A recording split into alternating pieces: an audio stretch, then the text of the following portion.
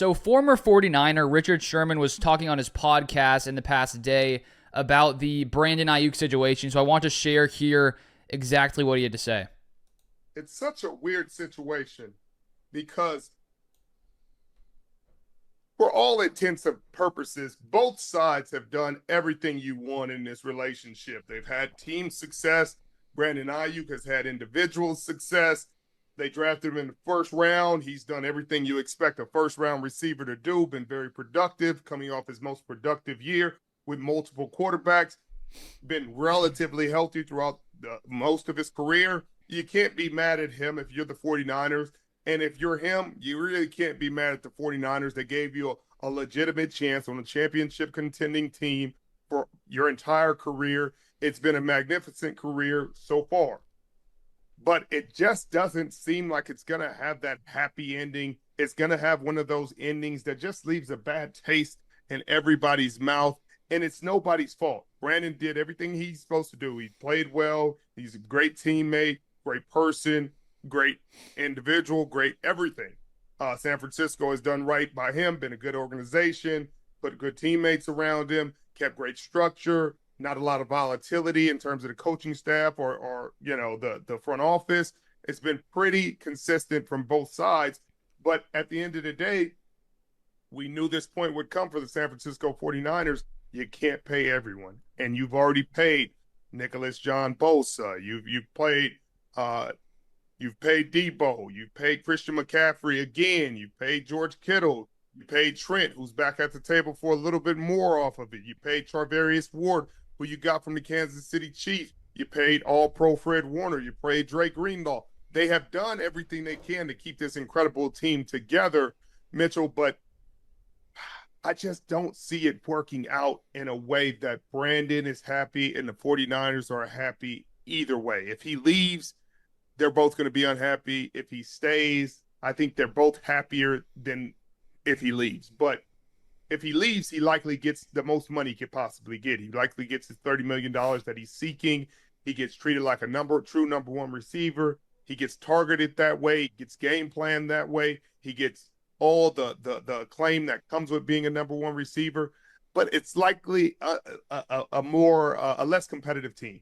It's a less competitive quarterback situation. It's a less competitive offensive structure and stability in terms of just having a championship culture that you're used to. So I think at the end, he'll get that. I mean, So I pretty much agree with most of what Richard Sherman said there. And, when you bring up the point of all these other elite players the 49ers have had to pay, the 49ers, put that number that they thought the highest number they're willing to pay Brandon Aiyuk. He doesn't seem to want it. And so because of that, he's going to end up likely going elsewhere. It sounds like right now it potentially could be the Steelers, but things have been changing pretty rapidly the past few days. But I think that when you look at the 49ers and when they're trying to make that decision of paying Aiyuk what he thinks he deserves or not paying Brandon Aiyuk, when the number that I've seen that they offered Aiyuk was like $26 million, he's looking for more like $30.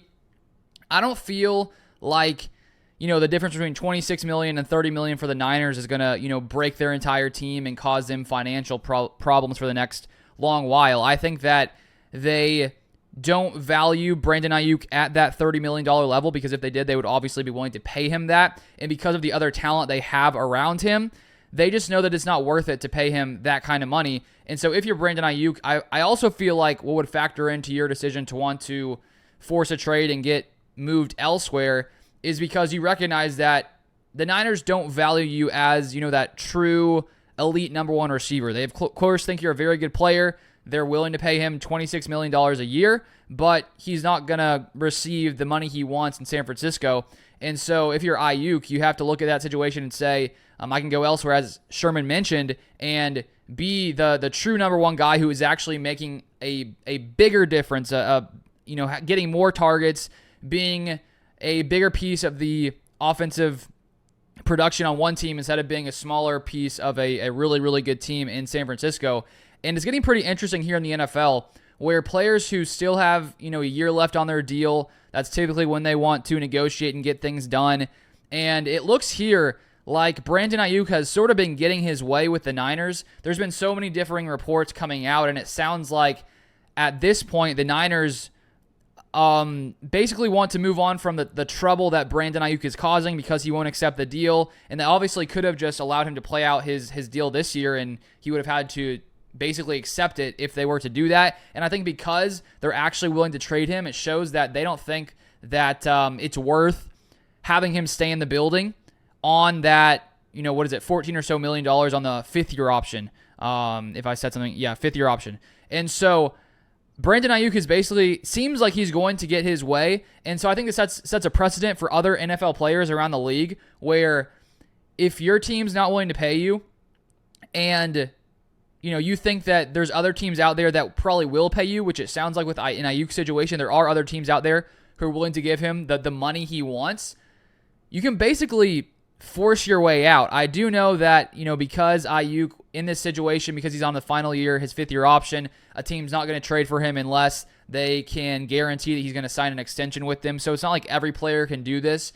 But players who are in this kind of situation where they're about to play on their fifth-year option and they don't like the deal that their team is offering them, they can, try to cause enough problems to where the team thinks it's better off not having them. And I don't think every kind of player is going to do this because it then makes you question going forward if Brandon Aiyuk becomes unhappy and let's say he goes to Pittsburgh. If he becomes unhappy in Pittsburgh in 2 years and wants to move on, he could do this exact same thing there. So there's a risk, I think, when you bring in players who are willing to do whatever it takes to get the money they want and get moved where they want. There is a risk there if you're the team bringing a player in, but maybe you think if you bring him into your situation, he's going to be satisfied because they value him. San Francisco doesn't seem to value him the same way that other teams do, and I think if you're San Francisco, it's wise not to necessarily pay him $30 million a year. I get if they did, but the fact that they're going to have to be paying Brock Purdy likely in the next year or so and all these other players, he's just not as important to this team as some of these other guys are. So